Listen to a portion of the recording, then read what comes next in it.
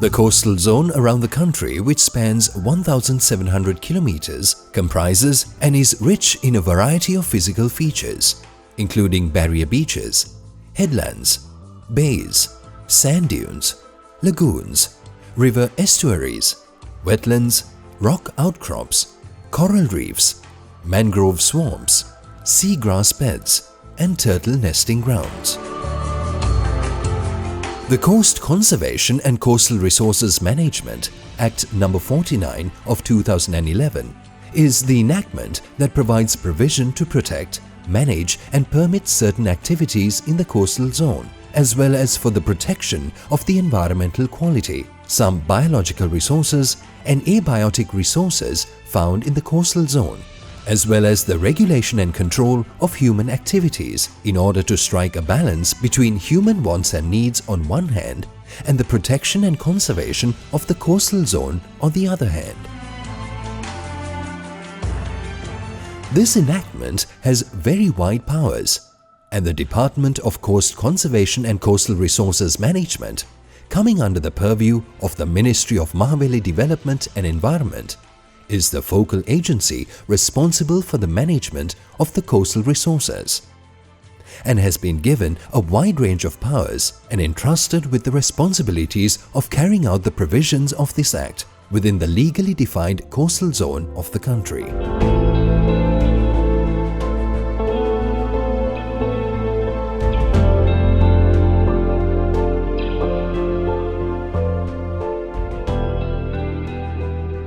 Due to the prevailing socio-economic and development pressures, escalating environmental concerns and challenges in the western, southwestern and southern coastal stretch, the Committee on Public Accounts of the Parliament, or COPA, directed Department of Coast Conservation and Coastal Resources Management to prepare a master plan in order to ensure sustainable coast conservation and tourism development in the coastal zone from Negombo to Mirissa. The project area of the master plan is the entire coastal zone from Ma Oya outlet in the Negombo Divisional Secretariat to the Valigama Divisional Secretariat. The coastline of the project area is approximately 182 kilometers, which consists of 17 divisional secretariats, 231 coastal Grama Niladhari divisions along the 100-meter riparian land in the districts of Gampaha, Colombo, Kaluthara, Gaul and Mathura. The predominant economic activities in the project area are fishing, tourism, agriculture and medium and small-scale enterprises. The master plan highlights the issues and current status of coastal resources and proposes research priorities around them for further analysis to develop management measures. Accordingly, the issues and threats pertaining to coastal habitats from Mirissa to Negombo have been identified by Department of Coast Conservation and Coastal Resources Management.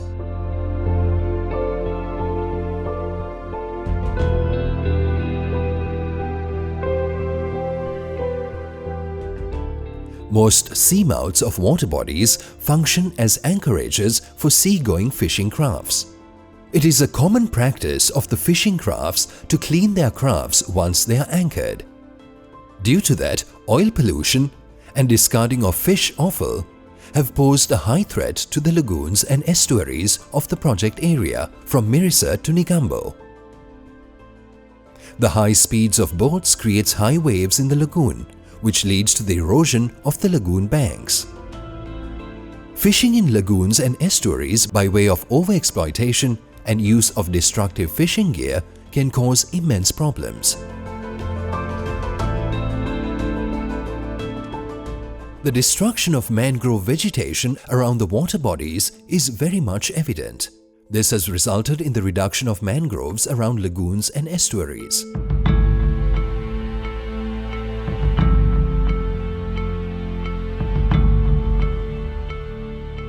Ever-increasing human population, wastewater and sewage disposal, industrial discharges as well as solid waste disposal is a common occurrence. Almost all lagoons and estuarine banks of the study are being used as dump sites by authorities.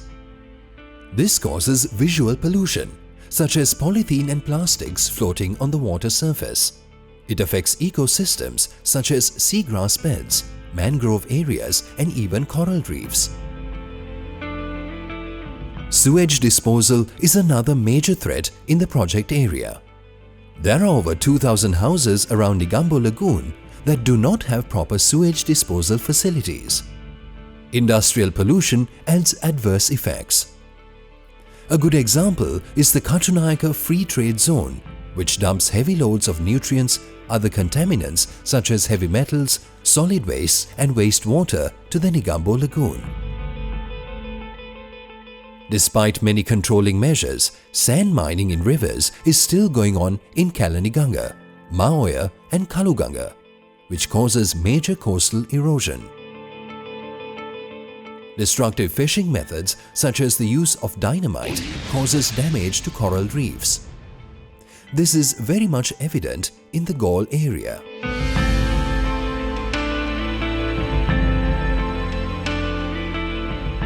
The growth of the coastal tourist industry has also directly and indirectly caused damage to the coral reefs.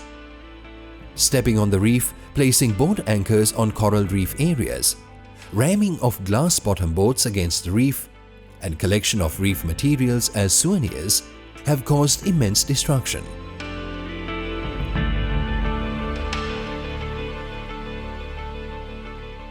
Lowland agriculture, housing construction and expansion of human settlement have contributed in a significant manner to destroy the mangrove areas from Mirissa to Negombo.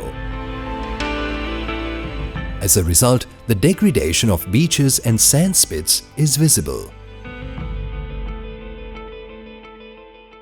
Another major problem is that the beaches are treated as dumping grounds of solid waste, particularly in urban areas.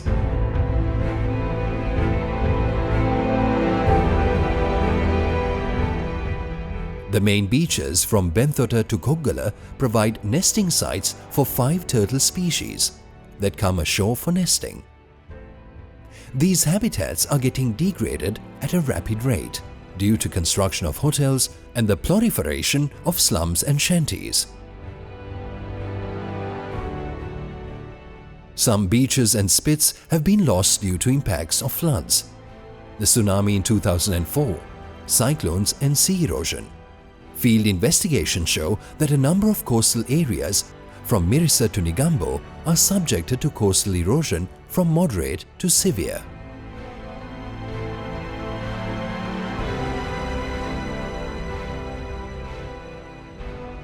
Unauthorized constructions and encroachment of beach area are significantly noticeable in coastal tourism centers such as Negombo, Mount Lavinia, Beruwala, Hikkaduwa, Gunawardena and Mirissa. Public access to the beaches is an emerging issue in the project area.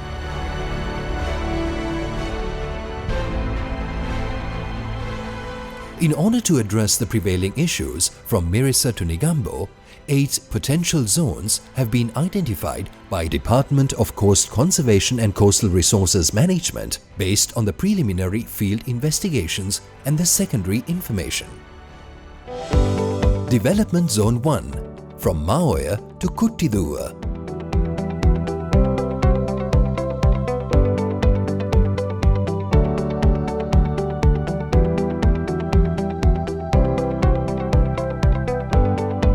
Development Zone 2 from Thalahena to Kalani River mouth.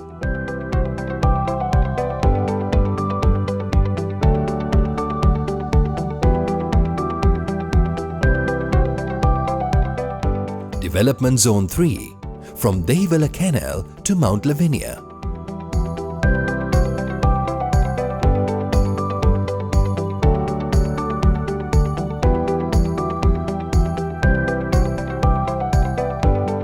Development Zone 4 from Thalpitiya Canal to Kaluganga River mouth.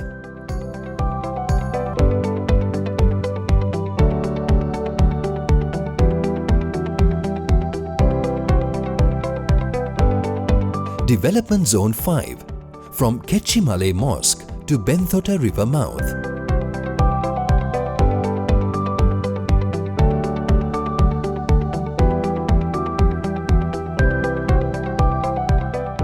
Development Zone 6 from Hikkadua Fishery Harbour to Kumarakanda.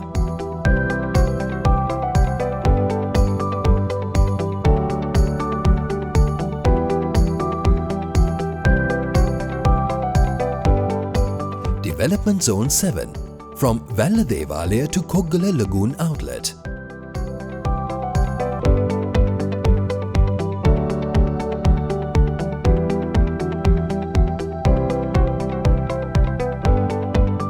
Development Zone 8 from Pollathumodara to Kamburugamua.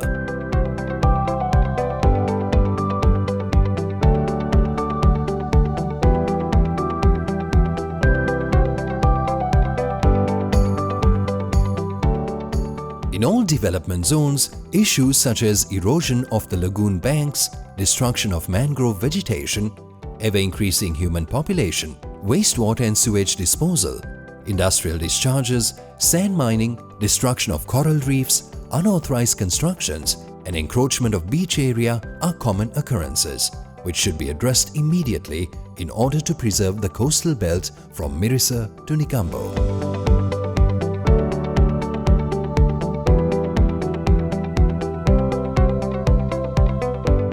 Through the Master Plan for Coast Conservation and Tourism Development from Negombo to Mirissa, it is planned to improve the socio-economic conditions in the region while protecting the natural environment, including the ecologically sensitive areas and marine and coastal ecosystems, and increase tourist arrivals to the island nation. Improving safety, convenience, public health and welfare of all coastal communities, preserving scenic and aesthetic quality of the coastal environment, protection against the destruction of or encroachment upon historic, cultural, religious and archaeological sites and monuments within the coastal zone Mirissa to Negombo, and conserving coastal biodiversity are significant areas that should be addressed among the objectives.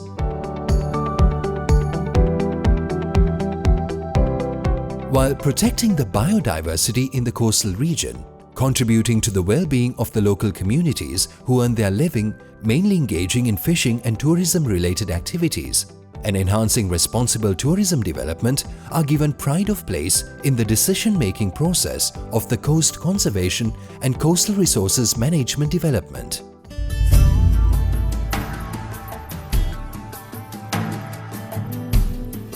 Sand dunes, mangrove swamps, coral reefs, wetlands, lagoons aren't created by man. They are gifted by nature to all living beings. Conserving these physical features is the sole responsibility of all human beings. Coast Conservation and Coastal Resources Management Department plays a pivotal role in order to safeguard these priceless treasures gifted by nature.